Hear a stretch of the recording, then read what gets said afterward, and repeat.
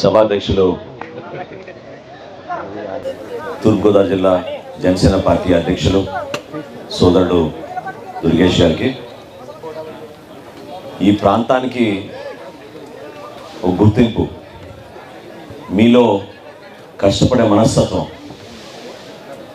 ఉపాధి అవకాశాల కోసం యువత ఎదురు చూస్తున్నప్పుడు ఆదర్శవంతంగా నిలబడి సమాజం కోసం, పార్టీ కోసం తనపైన ఉన్న నమ్మకాన్ని నిలబెట్టుకుంటూ కష్టపడుతున్న వ్యక్తి సోదరుడు రత్నం అయ్యప్పకి, అదేవిధంగా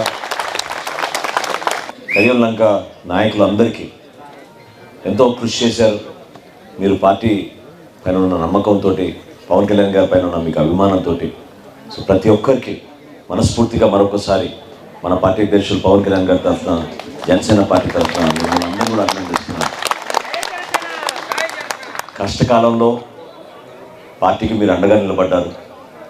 కేవలం ఏదో మొక్కుబడిగా అండగా కాదు, మనస్ఫూర్తిగా, నిజాయితీగా పార్టీ ఇంకా ఎదగాలి, ప్రతి ఒక్కరు కూడా ఆ ఆలోచన విధానంలో ఒక మార్పు తెచ్చుకొని ఎంతో ఆదరించారు మన అధ్యక్షులు పవన్ కళ్యాణ్ గారిని. 2018లో కవాతు కార్యక్రమం జరిగినప్పుడు దేశంలోనే బహుశా ఏ రాజకీయ పార్టీకి చేయలేని కార్యక్రమం మనం ఆ రోజు చేశాం. కడియంలంగా నుంచి ప్రతి ఒక్కరు కూడా మీరు ఆ రోజు స్టేజ్ ఏర్పాట్లు కానివ్వండి, మీరు నిండు మనసుతో అందరితో కలిసికట్టుగా ప్రతి ఒక్కరికి మజ్జిగ ప్యాకెట్లు పంపిణీ కానివ్వండి, మంచినీళ్ళు కానివ్వండి, పెరుగన్నం కానివ్వండి, మీరు ఎంతో అభిమానంతో, ప్రేమతోటి మీరు చేసిన కార్యక్రమాన్ని ఎప్పుడు కూడా జీవితంలో గుర్తుపెట్టుకుంటాం.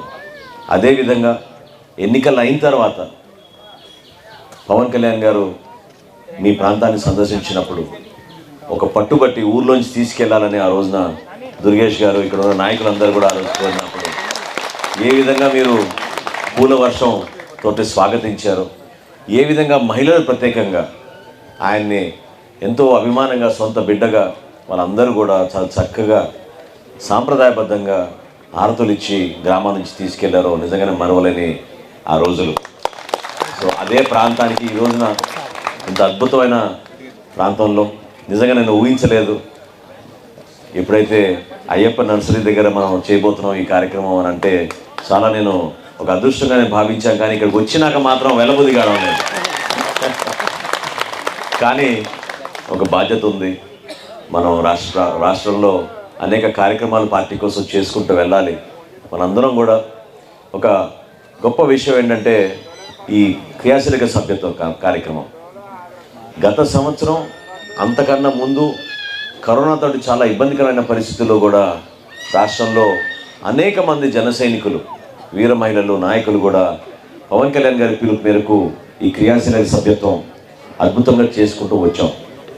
ఈ సంవత్సరం ఇప్పుడే మీరు చూశారు ఏ విధంగా టెక్నాలజీని వాడుకొని యాప్ ద్వారా, ఫోన్పే ద్వారా క్షణాల్లోనే మన వాలంటీర్లు ఎంత బ్రహ్మాండంగా చేస్తున్నారు. రాష్ట్రంలో అత్యున్నతంగా, ఒక అద్భుతంగా, ఆదర్శవంతంగా ఒక వాలంటీర్గా గత 2 సంవత్సరాల నుంచి అయ్యప్ప చేసిన కృషి మనం మరవలేము. అదేవిధంగా ఈ ఒక్క సంవత్సరం 1450 సభ్యత్వాలు చేపించి అయ్యప్ప నిజంగానే జనసేన పార్టీ కోసం ఆ విధంగా అద్భుతమైన కార్యక్రమాన్ని చేశారు.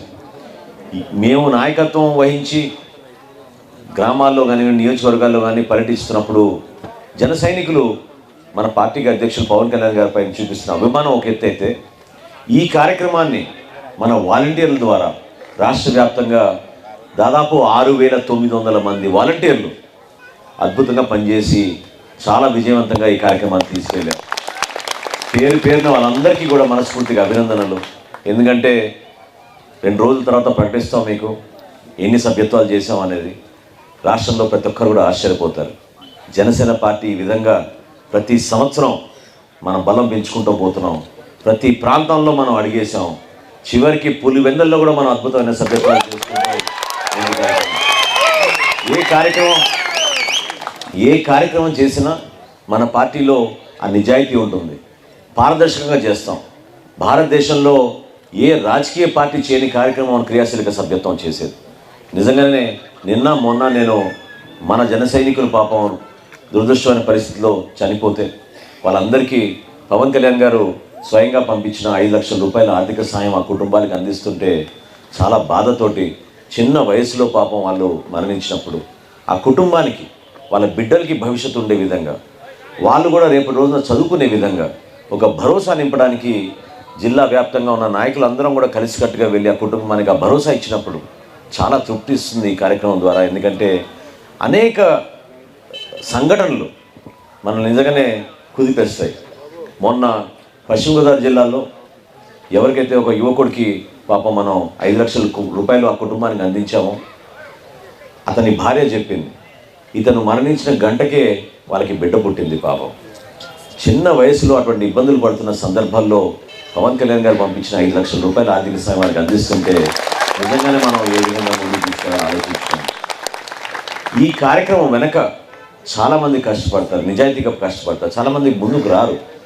నేను 2 సంవత్సరాల క్రితం విజయవాడలో ఒక క్రియాశీలక సభ్యత్వ కార్యక్రమం గురించి మాట్లాడినప్పుడు పార్టీకి సంబంధం లేని వ్యక్తి, గతంలో మన పార్టీ అంటే అభిమానం ఉన్న వ్యక్తి చాలా సైలెంట్గా కార్యక్రమం అయిన తర్వాత నా దగ్గరకు నేను కూడా సభ్యత్వ కార్యక్రమం ఒక వాలంటీర్గా చేయాలనుకుంటున్నాను అండి, లింక్ ఇప్పిస్తే నేను కష్టపడతానండి అని చెప్పారు. నిజంగానే నేను ఆ రోజు ఇమీడియట్గా మన నాయకుల్ని పిలిచి అతనికి లింక్ ఇవ్వండి అని చెప్తే 2 వారాల తర్వాత మరొకసారి విజయవాడలో సమావేశం ఏర్పాటు చేసుకున్నప్పుడు అతను ముందు వచ్చి 50 సభ్యత్వాలు చేశానని చెప్పి ఆయన చూపించారు. అదేవిధంగా ఈ రోజున రాష్ట్రంలో మీరు మన రాజనగరం చూశారు, మన మహిళ పాపం 2300 చేశారు, రత్నమయ్యప్ప చేశారు. అదేవిధంగా అనంతపురంలో భవానీ అతను కూడా దాదాపు 1300 సభ్యత్వం చేశారు. 500 సభ్యత్వం చేసిన వాళ్ళు దాదాపు 30 మంది ఉన్నారు ఈరోజు మనకి రాష్ట్రంలో. అమలాపురంలో కూడా చేశారండి.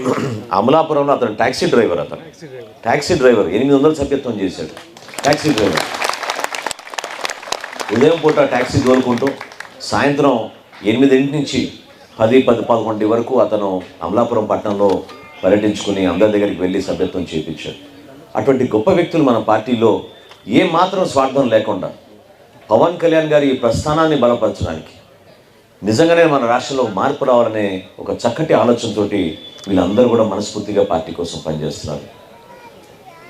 జనసేన పార్టీ ఈ కార్యక్రమం చేపట్టినప్పుడు చాలామందికి అర్థం కాలేదు. నేను ఈరోజు కూడా నేను రిక్వెస్ట్ చేసేది ఏంటంటే ఇదేదో బీమా పథకంగా మీరు భావించబాకండి. పవన్ కళ్యాణ్ గారి ఆలోచనలో చాలా లోతుగా మేము ఆ రోజు ఆలోచించింది ఏంటంటే మన కుటుంబంలో ఒక జన సైనికుడికి ఆపద కలిగినప్పుడు ఆ కుటుంబాన్ని ఆదుకోవాల్సిన బాధ్యత మనకు ఉంది. కాబట్టి అందరినీ సమానంగా చూసే విధంగా, అందరికీ భరోసా ఇచ్చే విధంగా, ఏ ప్రాంతమైనా సరే, ఏ నియోజకవర్గం అయినా సరే, అక్కడ నాయకుడు ఉన్నాడా లేదా అనవసరం, కానీ పార్టీ నుంచి మాత్రం మనం నిలబడాలి ఆ కుటుంబానికి అండగానే ఆలోచించి ఆ రోజు ఈ కార్యక్రమం చేశారు. నేను మీకు మనవి చేస్తున్నాను, ఈ రోజున భారతదేశంలోనే ఏ రాజకీయ పార్టీ కూడా తన కార్యకర్తలకి 5 లక్షల రూపాయలు ఇచ్చిన దాఖలాలు లేనే లేవు. నిన్న 90 లక్షల రూపాయలు మనం ఆర్థిక సాయం అందించగలిగాం. అది చాలా బాధాకరమైన పరిస్థితులు, ఎందుకంటే ఈ కుటుంబాలు కోల్పోయారు. మనం కూడా మాకు జన సైనికుడిని కోల్పోయాం. కానీ దీంట్లో అర్థం చేసుకోవాల్సింది ఏంటంటే ఈ స్థాయిలో మనం ఒక భరోసా నింపగలుగుతున్నాం. ఏ ప్రాంతంలో అయినా సరే మనం వాళ్ళ ఇంటికి వెళ్ళి వాళ్ళ పరిస్థితులు చూసి వాళ్ళ బిడ్డలకు ఒక భవిష్యత్తు ఉండే విధంగా మన నాయకులందరూ కూడా కంకణం కట్టుకుని ముందుకెళ్లాలనే భావనతోటి వాళ్ళు వస్తూ ఉంటారు. ఈ సంవత్సరం కూడా పవన్ కళ్యాణ్ గారు సొంత నిధులు 1 కోటి రూపాయలు విరాళం ఇచ్చారు. మనకి ఈ కార్యక్రమానికి 1 కోటి రూపాయలు ఇచ్చారు పవన్ కళ్యాణ్ గారు. గత సంవత్సరం 2 కోట్లు ఇచ్చారు, అంతకుముందు 1 కోటి రూపాయలు ఇచ్చారు. అసలు ఈ భారతదేశంలో వర్తమాన రాజకీయాల్లో ఇంత ఆదర్శవంతంగా బ్రతికిన నాయకుడు ఎవరు లేరు రాజకీయాల్లో పవన్ కళ్యాణ్ గారు. ఒక్కసారి మీరు ఆలోచించండి, ఇక్కడ చాలామంది రైతాంగం ఉంది కాబట్టి రైతుల గురించి పట్టించుకునే నాదు ఉండేవాడు కాదు. ఎన్నికలప్పుడు వస్తారు, ముద్దులు పెడతారు, రకరకాల వాగ్దానాలు చేస్తారు, ఉపన్యాసాలు ఇస్తారు. కానీ ఎన్నికలైన తర్వాత ఏమైపోయింది మన పరిస్థితి? ఆంధ్రప్రదేశ్లో జగన్మోహన్ రెడ్డి ముఖ్యమంత్రి అయిన తర్వాత 3,000 మంది ప్రత్యేకంగా కౌలు రైతులు ఆత్మహత్య చేసుకున్నారు మన రాష్ట్రంలో. అసలు మేము కూడా ఊహించలేదు. ఉగాది రోజు పవన్ కళ్యాణ్ గారు నేను మన పార్టీ కార్యాలయానికి వెళ్తుంటే ఆ రోజు ఈ కార్యక్రమం గురించి మొట్టమొదటిసారి మేము మాట్లాడుకుంటున్నప్పుడు బహుశా రాష్ట్ర వ్యాప్తంగా ఒక 700 మందో 600 మందో ఉంటారనుకుని ఆ ప్రణాళిక సిద్ధం చేసుకుంటూ ఉన్నాం. కానీ ఆ రోజు ఉగాది కాబట్టి పవన్ కళ్యాణ్ గారు ఒక నిర్ణయం తీసుకుని మన రైతాంగానికి నేను ఏదైనా చేయాలి ఈరోజు ఒక ప్రకటన అనే భావనతోటి ఆయన ఆలోచించి అసలు ఇమీడియట్గా 5 కోట్ల రూపాయల సొంత నిధులు ఈ కార్యక్రమానికి ఆ రోజు ఆయన ఇవ్వడం జరిగింది. సరే, ఆయన ఇచ్చిన భరోసాతోటి అన్ని జిల్లాల నుంచి రైట్ టు ఇన్ఫర్మేషన్ యాక్ట్ ద్వారా, రైతు స్వరాజ్య వేదిక అనే సంస్థ ద్వారా ప్రతి కుటుంబాన్ని ఆదుకుందాం అని లెక్క వేస్తే మేమే ఆశ్చర్యపోయాం. 3,000 మంది ఆత్మహత్య చేసుకున్నారు. 3,000 మంది. ఏమైపోయిందండి ఈ ప్రభుత్వం? ఎందుకు స్పందించడం లేదు? 6,300 కోట్ల రూపాయలతోటి మీరు రైతు భరోసా కేంద్రాలు ఏర్పాటు చేశారే, దేనికోసం? అది దళారుల కోసం, వైఎస్ఆర్సీపీ నాయకుల కోసం. నేను నిజంగానే ఆశ్చర్యపోయాను. గింజ నుంచి మీరు పండించే గింజ వరకు ప్రతి గింజ కొంటానని చెప్పి, ప్రతి విత్తనం నుంచి గింజ వరకు నేను చేస్తాను, మీతో తోడుగా ఉంటానని చెప్పిన జగన్మోహన్ రెడ్డి గారు ఈరోజు రైతాంగానికి ఎందుకు ఆదర్శంగా నిలబడలేకపోతున్నాడు చెప్పండి? ఎప్పుడు చూసినా బటన్ నొక్కాను అంటే ఈ బటన్ నొక్కడం ద్వారా ఏ కుటుంబానికి మేలు జరిగింది, ఏ రైతుకు మేలు జరిగింది చెప్పమని? అసలు ఎక్కడైనా చూసామా? రైతుల్లో కులాలు ఉంటాయండి? రైతుకి కులం అంటగట్టింది మొట్టమొదటిసారి ఈ వైఎస్ఆర్సీపీ ప్రభుత్వం. ఓసీ రైతులకి వర్తించదని. అరే, అన్ని ప్రాంతాల్లో రాష్ట్ర వ్యాప్తంగా ఎక్కువగా మన కాపు సోదరులు కష్టపడి కౌలు రైతులుగా వాళ్ళ కుటుంబాన్ని పోషించుకుంటూ ఉంటారే, మరి అసలు వాళ్ళని గుర్తించకుండా కౌలు రైతులనే దూరం పెట్టాలి, కౌలు రైతులకి అవకాశమే లేదు ఈ ప్రభుత్వం అనే దుర్మార్గమైన చర్య ద్వారా ఎన్ని కుటుంబాలను మీరు దూరం చేశారు? ఎందుకు ఇంతమంది ఆత్మహత్య చేసుకుంటున్నారు? ఇంకో విషయం నేను మీ దృష్టికి తీసుకొస్తా. ఈ 3,000 మంది ఆత్మహత్య చేసుకున్న కౌలు రైతుల్లో 30 సంవత్సరాల లోపు ఉన్న వాళ్ళు ఎక్కువ మంది ఉన్నారు. చాలా విచారకరమైన పరిస్థితి. ఎందుకంటే ప్రభుత్వం పైన నమ్మకం లేదు. సొంత పులివెందల్లో మొన్న మేము సిద్ధవటంలో ఏర్పాటు చేసే సభ, పవన్ కళ్యాణ్ గారు పులివెందల నుంచి 26 మంది రైతులకి ₹1,00,000 చొప్పున ఆర్థిక సాయం అందించారు పవన్ కళ్యాణ్ గారు. ఏం తలెత్తుకుని తిరుగుతాడు ఈ ముఖ్యమంత్రి? ఎవరికి కనపడకుండా పరదాలు కట్టేసుకుని హెలికాప్టర్ ద్వారా పోయి, అంటే దేనికోసం? మీ సొంత నియోజకవర్గంలో 26 మంది రైతులు ఆత్మహత్య చేసుకున్నారంటే దాంట్లో అర్థం చేసుకోవాల్సిన విషయం ఏంటంటే, మనందరం కూడా ఒక నియోజకవర్గాన్ని నుంచి ఒక చక్కటి నాయకుడు ఎదుగుతే ఆ నాయకుడు నమ్ముతాం మనం. ఆ నాయకుడు మన ప్రాంతాల్లో పర్యటించినప్పుడు భరోసా ఇస్తాడు. పెన్షన్ కానివ్వండి, ఒక ఇల్లు కట్టిస్తానని కానీ, రోడ్ వేస్తానని కానీ, ఒక కాలువ కడతానని కానీ, దాన్ని చూసి మనం నిజంగానే మనం మంచి వ్యక్తిని ఎన్నుకున్నామని అనుకుంటాం. ఆ నియోజకవర్గం నుంచి రాజశేఖర రెడ్డి గారి బిడ్డలాగా నువ్వు ఈ రోజున ముఖ్యమంత్రి అయితే నువ్వే ఆ కుటుంబానికి భరోసా ఇప్పించలేకపోయావు కాబట్టే కదా వాళ్ళు ఆత్మహత్య చేసుకుంది. ఎందుకు ఆత్మహత్య చేసుకుంటారు? నమ్మకం కోల్పోయి, జీవితం పైన మనకి భవిష్యత్తు లేదనే బాధతోటి వాళ్ళు ఆత్మహత్య చేసుకుంటారు. అటువంటి సంఘటనలు రాష్ట్ర వ్యాప్తంగా మామూలు కాదు. కాబట్టి ఇదేదో రాజకీయంగా మనం విమర్శించుకోవడం కాదు, మీరు అందరూ అర్థం చేసుకోవాలి. మీరు చాలా అద్భుతంగా మొట్టమొదటి ఎలక్షన్ నుంచి మీరు నిలబడ్డారు జనసేన పార్టీ కోసం, కష్టపడ్డారు. చాలా నిజాయితీగా ఇందాక దుర్గేష్ అన్నట్టు పచ్చటి ప్రాంతం, ఇక్కడ ఏ విధంగా ప్రకృతి మనకి ఆశీర్వదించిందో అదేవిధంగా మీ మనసును కూడా మార్చే విధంగా ప్రతి ఒక్కరు కూడా చూసి ఆదర్శవంతంగా ఉండే విధంగా మీకు భగవంతుడు అవకాశం కల్పించారు. అంత చక్కగా ఆశీర్వచనలు ఉన్నాయి.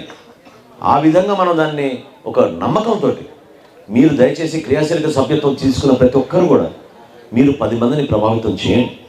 పవన్ కళ్యాణ్ గారి ఆశయాలు, సిద్ధాంతాలు, జనసేన పార్టీ ఏ విధంగా రాబోయే రోజుల్లో మార్పు తీసుకొస్తుందో అటువంటి విషయాలు దయచేసి మీరు గ్రామాల్లో పర్యటించినప్పుడు ప్రతి ఒక్కరు కూడా వివరించండి. చాలా అద్భుతంగా మనం కార్యక్రమాలు చేసుకుంటూ ముందుకెళ్తున్నాం. తూర్పుగోదావరి జిల్లాలో ఈరోజు జనసేన పార్టీ అగ్రస్థానంలో ఉంది, నిలబడుతుంది. పోటీ చేసి మీకు మెరుగైన సేవలు అందించే విధంగా ఖచ్చితంగా రాబోయే రోజుల్లో మన ప్రభుత్వం ఏర్పాటు చేయబోతున్నాం. మన నాయకత్వం, మన విలువలతో కూడిన మన ప్రస్థానం, మనం నిజాయితీగా ప్రజలకి ఏదో విధంగా సేవ చేయాలనే అంకిత భావంతో పనిచేస్తున్న తరుణంలో ప్రజలు కూడా దాన్ని గమనించి మనని ప్రత్యేకంగా ఈ జిల్లాలో ఎంతో అభిమానంగా మనని ముందు తీసుకెళ్తున్నారు. నిలబడాలి. మనం ధైర్యంగా నిలబడితేనే మనం ఇతరులకి ధైర్యం నింపగలుగుతాం. ఎవడో కేసులు పెడుతున్నాడని దొంగ గంజా కేసులు తీసుకొచ్చి ట్రాఫిక్ మీరు చూశారు ఏ విధంగా 10,000 రూపాయలు బటన్ నొక్కుతున్నాడు ఆటో వాళ్ళకి. వాళ్ళు బయటికి వెళ్ళగానే వాళ్ళ మీద 3,000 రూపాయలు మళ్ళీ పోలీసు వాళ్ళు ఆపేసి వాళ్ళ మీద ఫైన్లు వేస్తున్నారు, వసూలు చేస్తున్నారు డబ్బులు. ఒక 10,000 రూపాయలు ఒక ఆటో ఆయనకో ట్యాక్సీ ఆయనకో ఇస్తుంటే ప్రభుత్వం నుంచి 20,000 15,000 రూపాయలు మీరు 3-4 నెలల్లోనే వాళ్ళ నుంచి తీసేసుకుంటుంటే ఫైన్ల ద్వారా ఏ విధంగా పాపం వాళ్ళ ఉపాధి కోసం నిలబడగలుగుతారు? నమ్మండి పవన్ కళ్యాణ్ గారి నిజాయితీని, పవన్ కళ్యాణ్ గారి ప్రస్థానాన్ని మీరు ధైర్యంగా ప్రతి ఒక్కరికి వివరించుకునే విధంగా మీరు ముందు ఆయన అర్థం చేసుకోండి. ఆయన ఈ రోజున రాజకీయాల్లో నిలబడింది ఇన్ని అవమానాలకు గురై ఎన్నో కష్టాలు కావాలని సృష్టించినా కూడా జనసేన పార్టీని 9 సంవత్సరాలు ఆయన నిలబడి మోసింది మీకోసం, మీ భవిష్యత్తు కోసం, మీ బిడ్డల కోసం, ఆయన కోసం కాదు, ఆయన పదవుల కోసం కాదు, ఆయన కుటుంబం కోసం కాదు. అటువంటి వ్యక్తిని మనం నమ్మాలి. మనం మన బాధ్యతగా ఈ మార్చి 14న గతంలో ఏ విధంగా మనం అద్భుతమైన కార్యక్రమం చేసావు కబాద్ ద్వారా, ఈ మార్చి 14న మచిలీపట్నంలో నిర్వహించబోయే 10వ ఆవిర్భావ దినోత్సవానికి మీరందరూ కూడా మనస్ఫూర్తిగా హాజరై ఆ కార్యక్రమాన్ని భారతదేశంలోనే అందరూ ఆశ్చర్యపోయే విధంగా ఒక అద్భుతమైన సమావేశాన్ని ఏర్పాటు చేసి రాబోయే రోజుల్లో ఏ విధంగా జనసేన పార్టీ ముందుకెళ్ళబోతోంది, ఎటువంటి మార్పులు మనం రాష్ట్ర రాజకీయాలు తీసుకురాబోతున్నాం, అటువంటి అంశాలపైన మన పార్టీ అధ్యక్షులు పవన్ కళ్యాణ్ గారు మాట్లాడతారు. దాన్ని మీరందరూ కూడా పాల్గొనమని ఈ సందర్భంగా మనస్ఫూర్తిగా కోరుకుంటూ ఇంత చక్కటి సమావేశం ఏర్పాటు చేశారు. నేను వేదిక పైన కన్నా అక్కడ వచ్చి మీతో పాటు సరదాగా అక్కడ చెట్టు కింద కూర్చుంటే ఇంకా అద్భుతంగా ఉంటుందని నేను మనస్ఫూర్తిగా ఎదురు చూస్తున్నాను. నేను ఇంకో 2-3 గంటలు ఈ ప్రాంతంలో ఉంటాం కాబట్టి ప్రతి ఒక్కరికి ఈ సందర్భంగా మీరు క్రియాశీలక సభ్యత్వం తీసుకోండి. పార్టీ పైన మీకున్న నమ్మకాన్ని ప్రజలకి ఇంకా మనం దగ్గరయ్యే విధంగా ప్రతి సభ్యుడు కూడా రాబోయే రోజుల్లో మీరు కొంతమందిని ప్రభావితం చేసి ఆ సభ్యత్వ నమోదు కార్యక్రమాల్లో కూడా పాల్గొనమని మనస్ఫూర్తిగా కోరుకుంటూ, సోదరుడు దుర్గేష్ గారు మరొకసారి మీ ముందు అద్భుతమైన నాయకత్వం, నిజాయితీ గల నాయకత్వం,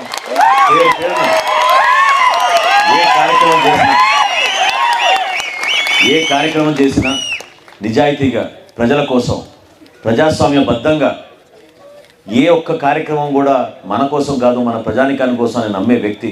అటువంటి వ్యక్తి ఇక్కడ మన పార్టీ తరఫున, మీ తరఫున, పవన్ కళ్యాణ్ గారి తరఫున నిలబడ్డారంటే మనందరం గర్వపడాలి. మరొకసారి మీరు ఆయన్ని దగ్గర తీసుకుని ఇంకా నిలబడి తప్పకుండా రాబోయే రోజుల్లో ఘన విజయం సాధిస్తారని మనస్ఫూర్తిగా కోరుకుంటూ సెలవు తీసుకుంటున్నాను. జై జనసేన, జై జనసేన.